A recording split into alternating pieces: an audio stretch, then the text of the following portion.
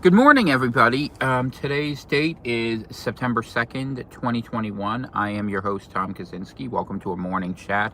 I'm trying to figure out what I want to call these things. I was tempted to call it Why Are You Still Sleeping? It's a beautiful sunrise coming up here in the Atlantic.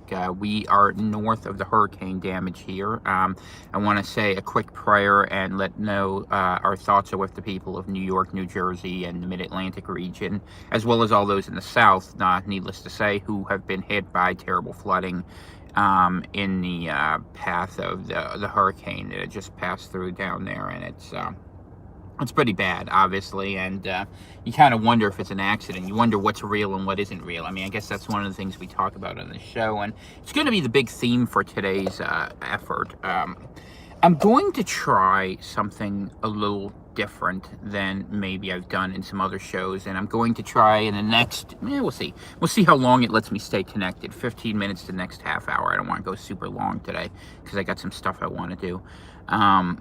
We'll try to lay out kind of a thought and a framework for how I look at things and how things are happening that you may or may not find helpful. I hope you do. I mean, if you're watching this, you probably find it helpful, either that or you're getting paid to do it, in which case, if you're suffering, then you deserve it because you're a mercenary and that's what you do.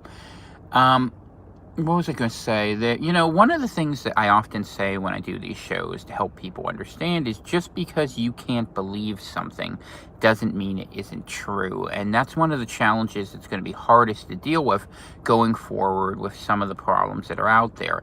Things can and do happen which are very difficult to believe, either because they're too evil or they're too supernatural or they're too weird, and we have a normalcy bias based upon what we're able to imagine and comprehend. And in some ways, the Bible actually has really good instruction for this. If you think like a child, and a child believes things are possible, and because they believe things, their world is different, whereas we are old and cynical, and we get to a spot where it's very hard for us to believe certain things are true. I don't know why I have this stupid thing on. I don't need it. Obviously, I'm not moving right now, although I have done that before, but I'm not right now. And I want you to think about all the big things happening, and then we're going to try to put a narrative around it. And I listened to a couple interesting shows, but one observation first. I was wondering where Anthony Patch had disappeared to. Now, for those of you who don't know who Anthony Patch is, and there's no reason you should, I mean, it's like... how should I say, it's like mind porn for geeks who follow AI too much. He's a researcher who's been around for quite a while, who's doing amazing work covering CERN, AI, the links between, biodigitalism, all these things. And it looks like he got banned from YouTube, as best I can tell. I was subscribed to him for many years, and I went back looking for some content, and I couldn't find anything. So I hope he's doing well, and he's still producing content. It's amazing that and this is the problem for those of us who want to talk to you and who want to tell you things. We are not easily permitted to share things, and even when we do things obliquely, you get shut down so fast. That's why, people always ask, why is there no opposition to such an evil agenda? Why is there no stories coming off it's this bad? Well, the answer is the censorship regime is that good, or I should say that effective. It's not good at all. And what we have seen, and just give you an example, like TikTok is kind of interesting in this sense. I'm not a TikTok user, but I think I'm going to become one, only because some of the best personal testimonial videos are coming through there, and the system's having a hard time checking them. It's pretty good at going ahead and going after videos here on YouTube. The algorithm is pretty smart about picking up certain words, and God knows if you do anything in print or in audio, they just block you off at points of access.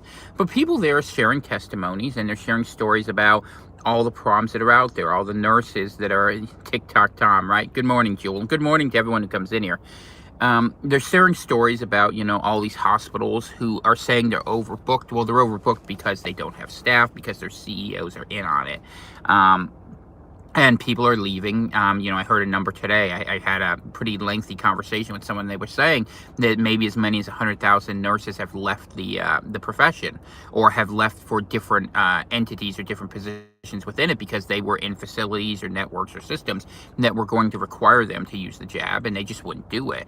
And this blanket thing that I reported on yesterday, it's coming down for October, we're only 4 weeks out, and I know people, I personally know people who are heading for the exits, and it's a pretty bad spot, what it means. But when we look at that, when we look at all of these sort of questions, that are out there, one of the things you come to realize quick is you're not allowed to tell the truth. And the truth is that they're already planning for more boosters. There was an article, actually, I posted it in my Atlantic Homeland chat on Telegram, that was on what was it called? National File. But it was based on an actual comment, a tweet by the CEO of Pfizer.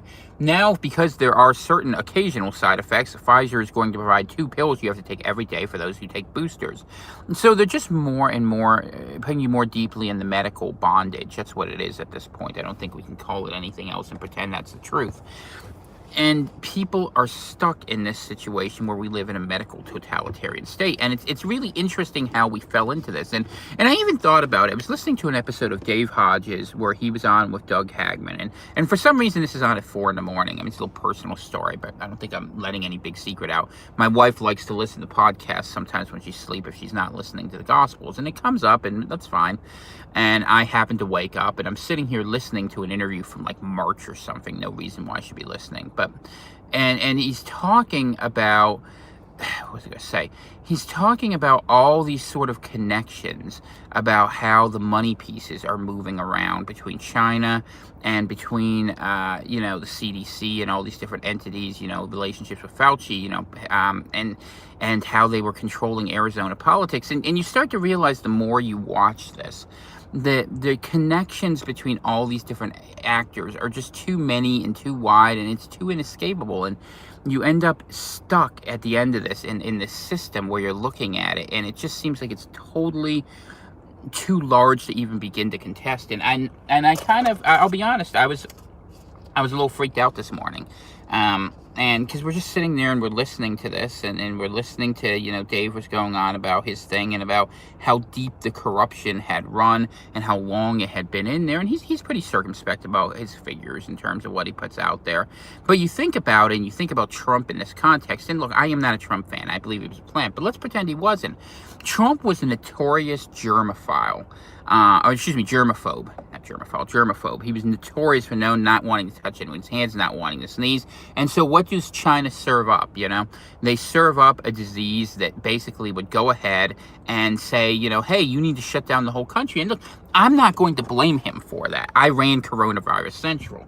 We were averaging 20,000 people a day because all of a sudden, when people thought their lives were at risk, they didn't care about anything other than getting the information, because we're pragmatic like that, and we all are, and that's fine.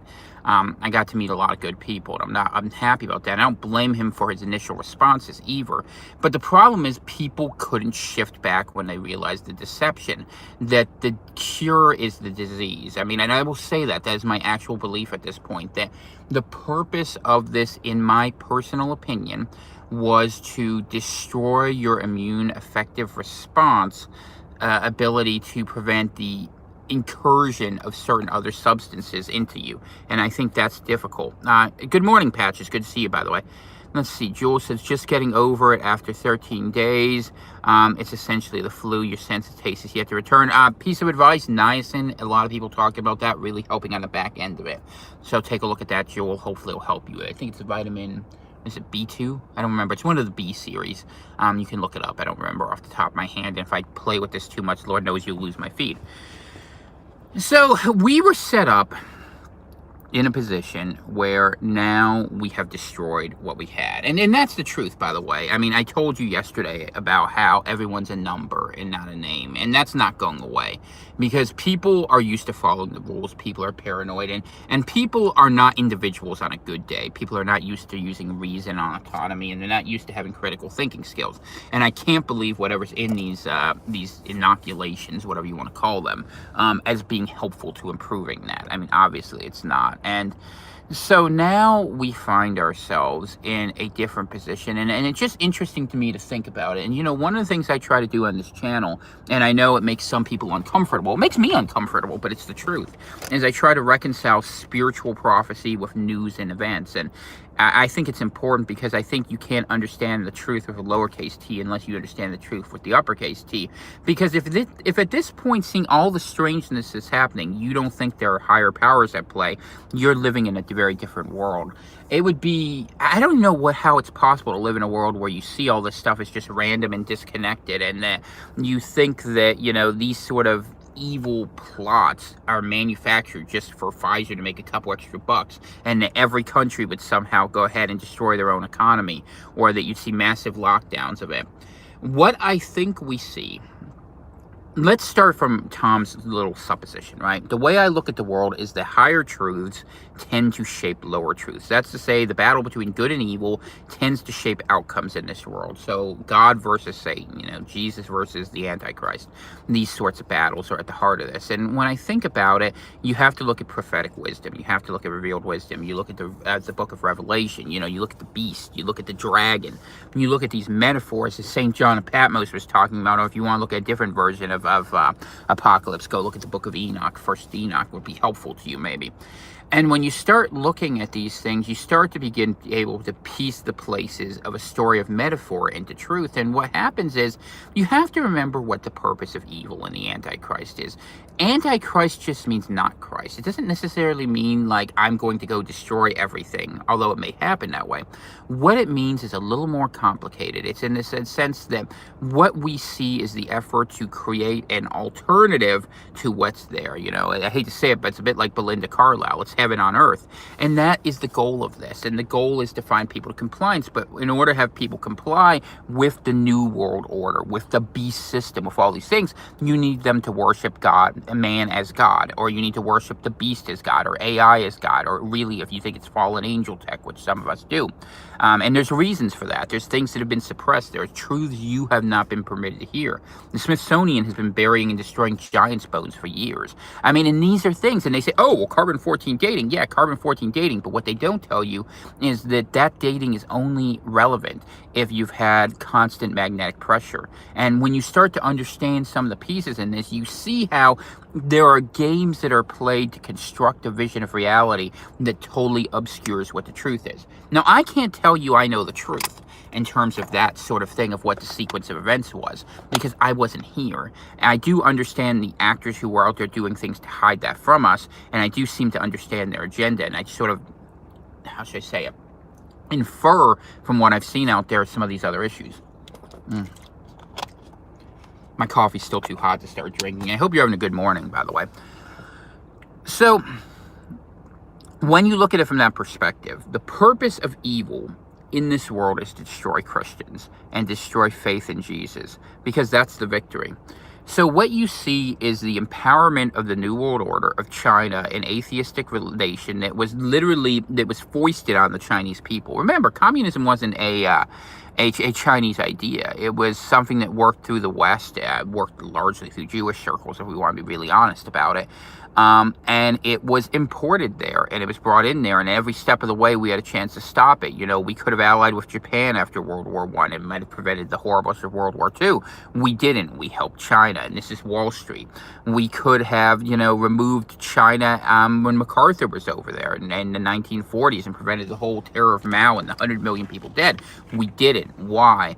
Roosevelt and their family, going back to the Rockefellers, because they're interrelated, they were running opium for years. You think of the same wars. Wars never change, just the location of them. Asia's been farmed like a resource colony for drugs for many, many years, and Afghanistan's just the most recent version of it. Actually, it's not the most recent. It goes back, but, the same places. You get your poppies, and now we have synthetic drugs that are being brought over here. But what has been created is a society where basically Christianity has never been allowed to prosper. There's some state churches and the Catholic churches there, and they do certain things, but I don't know.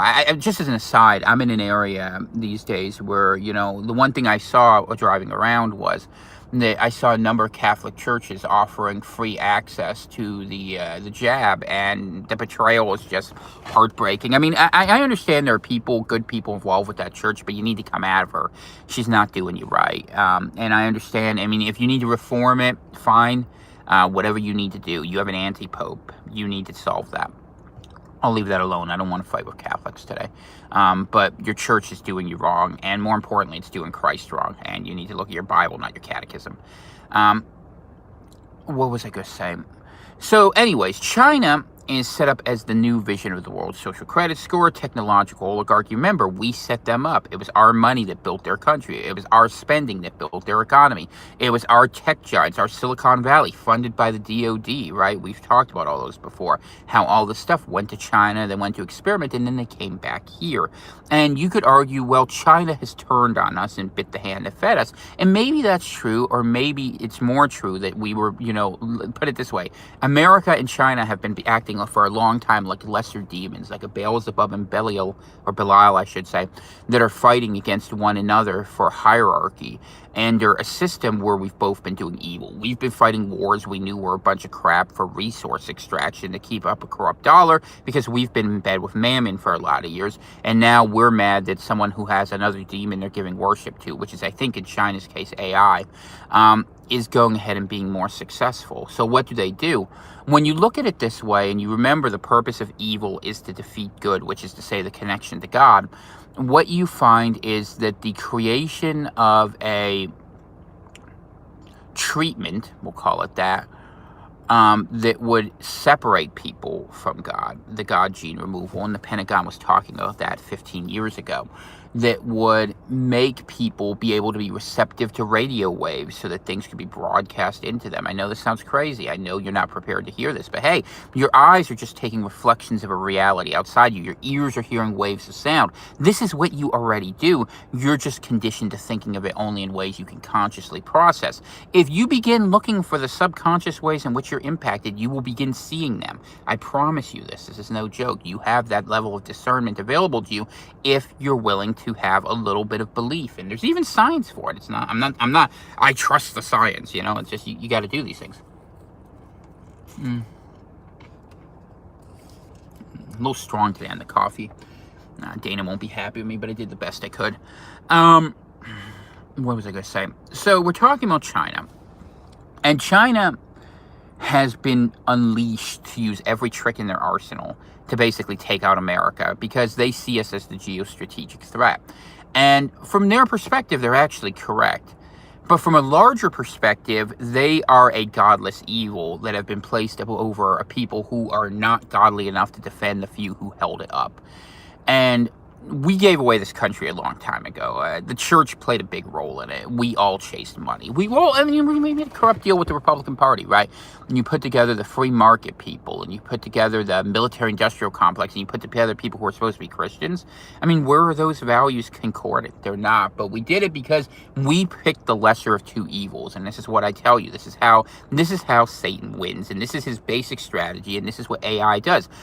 He gives you a lesser of two evil choices and has you fight over them. And whichever choice you make, this is why the slippery slope happens, he ends up winning because you're picking the lesser of two evils. And we all do it, by the way. For instance, I know this stuff, this crap isn't good for me. This coffee, this caffeinated mix of stuff. It's not the worst thing in the world, but I do it so I can function. But is it the healthiest choice? No. I'm making a choice of the lesser of two evils. And do I think I'm putting my soul at risk from gluttony? Lord, I hope not. I repent of my bad habits. But this is the sort of structure you have in these choices. So what's the next step and what do you expect to happen? Well, we will see the introduction of more substances into our bodies to make us incapable. We will see the mandates that if we don't follow those, we get cut out from society in many meaningful ways, which is already happening to the point where government